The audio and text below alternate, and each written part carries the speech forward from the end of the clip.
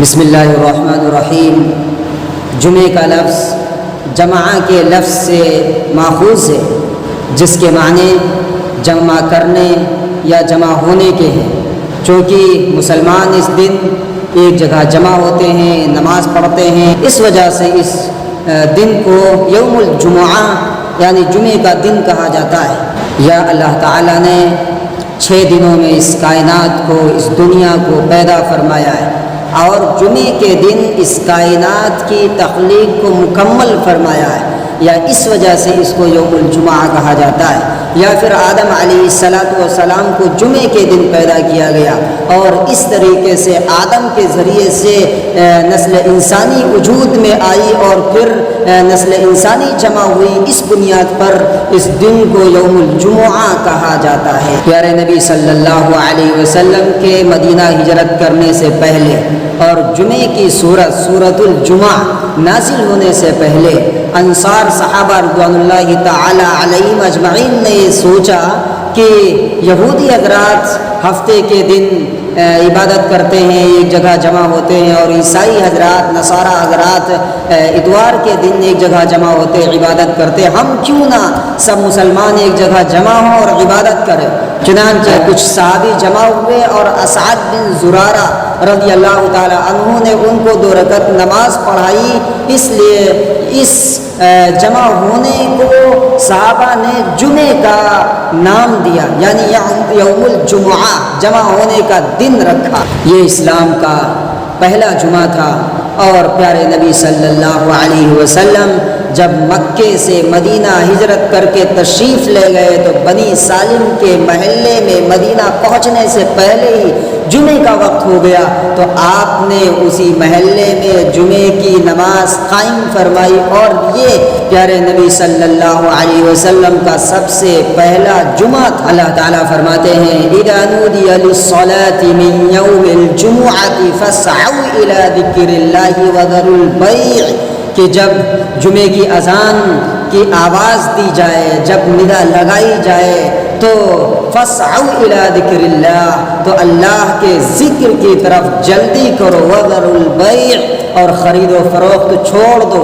آج کل جو پہلی اذان دی جاتی ہے وہ پیارے نبی صلی اللہ علیہ وسلم کے دور میں نہیں تھی، نہ حضرت ابو بکر رضی اللہ تعالی عنہ کے دور میں تھی، نہ حضرت عمر فاروق رضی اللہ تعالی عنہ کے دور میں تھی۔ یہ حضرت عثمان رضی اللہ تعالی عنہ نے اس اذان کو قائم کیا جب لوگ زیادہ ہو گئے اور مصروفیت لوگوں کی بڑھ گئی، تب انہوں نے جو سب سے پہلے اذان جمعے کی ہوتی ہے انہوں نے قائم فرمائی، ورنہ ان سے پہلے جو اذان ہوتی تھی وہ صرف جب امام صاحب خطبے کے لیے منبر پر بیٹھتے تھے تب جو اذان ہوتی ہے وہی اذان اس ٹائم میں پیارے نبی صلی اللہ علیہ وسلم کے دور میں حضرت ابو بکر اور حضرت عمر کے دور میں ہوتی تھی۔ یہ جو اذان ہے حضرت عثمان غنی رضی اللہ تعالی عنہ نے قائم فرمائی۔ تو قرآن کی اس آیت میں جس اذان کا تذکرہ ہے کہ جب اذان کی آواز دی جائے، اذان دی جائے، فَاسْعَوْا إِلَىٰ ذِكْرِ اللَّهِ، تو اللہ کے ذکر کی طرف یعنی نماز کے لیے فوراً جلدی سے مسجد میں پہنچیں اور خرید و فروخت چھوڑ دیں۔ اسی لیے علماء نے لکھا ہے کہ چاہیے کہ خرید و فروخت کو چھوڑ دیں اور فوراً مسجد میں آئیں۔ اگر اذان ہونے کے بعد بھی ہم خرید و فروخت میں مشغول ہیں اور اپنی خرید و فروخت کو آگے بڑھا رہے ہیں تو ایسا کرنا مکروہ تحریمی ہے، حرام کے قریب ہے۔ اس لیے قرآن کی اس آیت میں فرمایا گیا کہ جب اذان دی جائے تو خرید و فروخت کو چھوڑ دیا جائے اور صرف جمعے کی نماز کے لیے جلدی کی جائے اور مسجد تشریف لایا جائے۔ پیارے نبی صلی اللہ علیہ وسلم کے دور میں خطبہ نماز کے بعد ہوتا تھا، جیسے عیدین میں عید اور بقرہ عید کی نماز میں خطبہ نماز کے بعد ہوتا ہے، ایسے ہی شروع ایام میں، شروع زمانے میں خطبہ نماز کے بعد ہوتا تھا۔ یہ ایک بار کا ذکر ہے کہ ایک شخص ملک شام سے سامان تجارت مدینے میں فروخت کرنے کی غرض سے آیا۔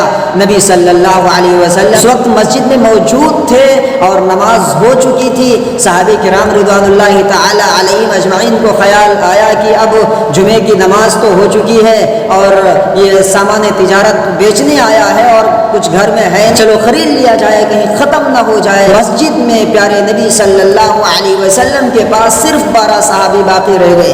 اس پر اللہ تعالیٰ نے اس آیت کو نازل فرمایا کہ وَإِذَا رَأَوْا تِجَارَةً، جب یہ لوگ تجارت کو دیکھتے، او لہوا، یہ کھیل تماشے کو دیکھتے، انفضوا من حولک، اور آپ کو اکیلا چھوڑ دیتے ہیں۔ قل، اے نبی صلی اللہ علیہ وسلم ان سے کہہ دیجئے، قل ما عند اللہ خیر من اللہو ومن التجارہ، کہ جو اللہ کے پاس سے اجر و ثواب ہے، جو اللہ کے پاس تمہارا اس کا بدلہ ہے، وہ تجارت سے، تماشے سے، کھیل کود سے بھی زیادہ بہتر ہے۔ واللہ خیر الرازقین، اور اللہ تعالیٰ تو بہترین رزق عطا فرمانے والا ہے، وہی رازق ہے اور وہی رزق دینے والا ہے۔ انسان کی روزی کو اسی نے مقدر کر رکھا ہے۔ ما من دابۃ فی الارض الا علی اللہ رزقها، کہ زمین پر کوئی رینگنے والا، چلنے والا، کوئی ایسا چوپایا نہیں ہے، کوئی ایسا جانور نہیں ہے جس کو وہ رزق نہ دیتا ہو، جس کو اس کو کھانا نہ دیتا ہو، جس کو وہ غذا فراہم نہ کرتا ہو، جس سے اس کا پیٹ بھرے۔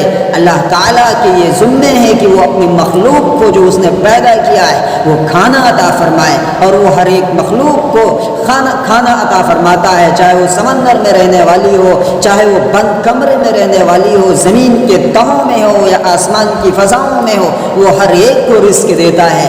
اور انسان تو اشرف المخلوقات ہے، انسان کو تو بہترین رزق عطا فرمانے والا ہے۔ تو جو خطبہ نماز کے بعد ہوتا تھا وہ پیارے نبی صلی اللہ علیہ وسلم نے اس کو پہلے کر دیا اور نماز کو اس کے بعد کر دیا، لیکن عید اور بقرعید کا خطبہ وہ نماز کے بعد ہی رہا۔ اور خطبے کے دوران پیارے نبی صلی اللہ علیہ وسلم نے فرمایا کہ لغو کام اور لغو باتیں نہ کی جائیں۔ لغو باتیں کرنا مکروہ تحریمی ہے، یعنی حرام کے قریب ہے۔ پیارے نبی صلی اللہ علیہ وسلم نے فرمایا کہ جس نے خطبے کے دوران کسی سے کہا کہ خاموش رہو، اس نے بھی لغو کام کیا، بیکار کام کیا، بیہودہ کام کیا۔ اور پیارے نبی صلی اللہ علیہ وسلم نے فرمایا کہ من مس الحصا فقد لغا، جس نے خطبے کے دوران کنکری کو بھی ٹچ کیا، چاہے وہ چٹائی ہو، چاہے وہ کپڑوں سے کھیلنا ہو، یا اسی طریقے سے جو دیگر کام ہیں وہ سب بیکار کے کام ہیں۔ پیارے نبی نے فرمایا کہ اس نے بیکار کام کیا، اس نے لغو کام کیا۔ اور اسی طریقے سے پیارے نبی صلی اللہ علیہ وسلم نے گردنوں کو جمعے کے دن پھلانگنے سے منع فرمایا ہے کہ جو شخص آتا ہے آگے اگر جگہ نہیں ہے تب بھی وہ لوگوں کی گردنوں کو پھلانگتا ہوا آتا ہے اور جگہ بنا کر اس میں بیٹھ جاتا ہے۔ نبی صلی اللہ علیہ وسلم نے منع فرمایا ہے وہ جہاں جگہ ملے وہیں پر بیٹھ جائے۔ اور جہاں تک ذکر اور اذکار کی دعا ہے تو خطبے کے دوران کوئی ذکر نہیں، کوئی اذکار نہیں، کوئی نماز نہیں۔ اگر کسی شخص نے کوئی نیت باندھ لی ہے تو اس پر ضروری ہے کہ وہ جلدی سے مکمل کر لیں، نفل کی اجازت نہیں ہے۔ اور اسی طریقے سے دیگر جو نفلی چیزیں ہیں ان کی اجازت نہیں ہے کہ وہ خطبے کے دوران پڑھے۔ خطبے کے دوران صرف خطبہ ہی ہے، اسی کو سنا جائے۔ پیارے نبی صلی اللہ علیہ وسلم کا اگر نام آ جائے تو من ہی میں درود پڑھ لے، زبان سے بھی اس کی اجازت نہیں ہے۔ اور اسی طریقے سے جو درود السلام کے نذرانے ہیں وہ بھی من میں کہے گا، زبان سے ہرگز نہیں کہے۔ اور پیارے نبی صلی اللہ علیہ وسلم نے گوٹھ مار کر بیٹھنے کو منع فرمایا ہے۔ اور گوٹھ مار کر بیٹھنا یوں کہلاتا ہے کہ دونوں پیر کو اپنے پیٹ سے ملا لیا جائے اور ان پیروں کو دونوں ہاتھ سے پکڑ لیا جائے، پھر اس طریقے سے بیٹھا جائے۔ یہ رواج عام ہوتا چلا جا رہا ہے کہ ہم اس طریقے سے بیٹھتے ہیں اور پھر نیند آتی ہے، خطبے کے دوران سوتے رہتے ہیں، شیطان اپنا کام کرتا رہتا ہے۔ خطبے کا سننا واجب ہے، ہم واجب کو چھوڑ دیتے ہیں۔ اس لیے جن چیزوں سے نبی صلی اللہ علیہ وسلم نے منع فرمایا ان چیزوں سے ہم باز رہیں اور خطبے کے دوران پہلے آنے کی کوشش کریں، پہلی صف میں جگہ مل جائے تو کیا ہی بہتر ہے۔ پیارے نبی صلی اللہ علیہ وسلم نے فرمایا کہ فرشتے جمعے کے دن رجسٹر لے کر مسجد کے ہر دروازے پر کھڑے ہو جاتے ہیں، جو پہلے آتا ہے اس کا پہلے نام لکھتے ہیں، جو بعد میں آتا ہے اس کا بعد میں نام لکھتے ہیں، اور جب خطبہ شروع ہوتا ہے تو فرشتے اپنا رجسٹر بند کر دیتے ہیں اور دھیان سے خطبہ سنتے ہیں۔ تو جو فرشتے دھیان سے خطبہ سنتے ہیں تو ہم کیوں نہ سنیں؟ ہمارے اوپر بھی ضروری ہے کہ دھیان سے خطبہ سنیں، وہ سمجھیں چاہے نہ سمجھیں۔ بعض لوگوں کا اصرار ہوتا ہے کہ خطبہ اردو میں دیا جائے تاکہ لوگ سمجھ لیں، لیکن لوگ یہ کوشش نہیں کرتے، دنیا کی ہر چیز سیکھ لیتے ہیں اور دنیا کے ہر فن سیکھنے کی کوشش کرتے ہیں، بڑا سے بڑا ہنر سیکھ لیتے ہیں، لیکن عربی زبان جو قرآن کی زبان ہے، جو حدیث کی زبان ہے، جو نبی کی زبان ہے، وہ سیکھنے کی کوشش نہیں کرتے۔ جو جنت کی زبان ہے وہ ہم سیکھنے کی کوشش نہیں کرتے۔ تھوڑی سی اگر سیکھ لیں تو خطبے کا ترجمہ اور خطبے کا معنی اور مطلب ہمیں سمجھ میں آ جائے گا۔ اصرار ہم اس پر کرتے کہ اردو میں دے دیا جائے، لیکن عربی زبان ہم سیکھنے کی کوشش نہیں کرتے، اپنی چیز دوسرے پر تھوپتے ہیں اور خود اپنی سدھار اور اپنی اصلاح کرنے کی کوشش نہیں کرتے۔